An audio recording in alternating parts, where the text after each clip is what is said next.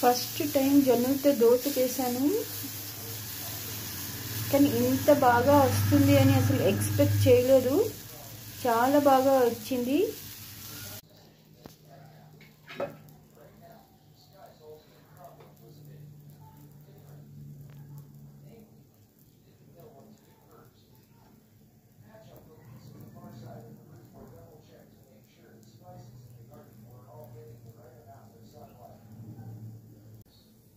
ఇది కుక్ అవ్వడానికి కొంచెం టైం పడుతుంది నార్మల్ దోశ కన్నా, కానీ చాలా బాగుంది, అదిరిపోయింది.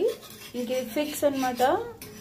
రెగ్యులర్గా చేసుకుందాం అనుకున్నా, ఎలా ఉంటుందో చూద్దాం అనేదే, కానీ చాలా చాలా బాగా వచ్చేస్తుంది.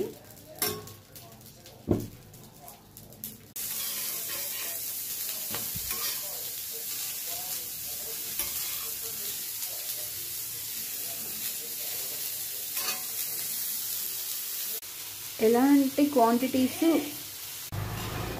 ఎలా అంటే 1 కప్ మినపప్పుకి 1 కప్ జొన్న రవ్వ, 2 కప్స్ రైస్ తీసుకున్నామండి. చాలా బాగా వచ్చింది dosa. You can go for that. ఆనియన్స్ని జస్ట్ కొంచెం అలాగా వేపుకుని ఆయిల్లో ఉప్పు కారం వేసుకుంటే దోశల్లోకి చాలా బాగుంటుంది. లైట్గా ఇలా వేపుకోవాలి, సరిపోతుంది. చాలా బాగుంటుంది దోశల్లోకి. అలా దోశ మీద వేసేస్తాము, అది పచ్చిగా ఉంటాయి. This is good.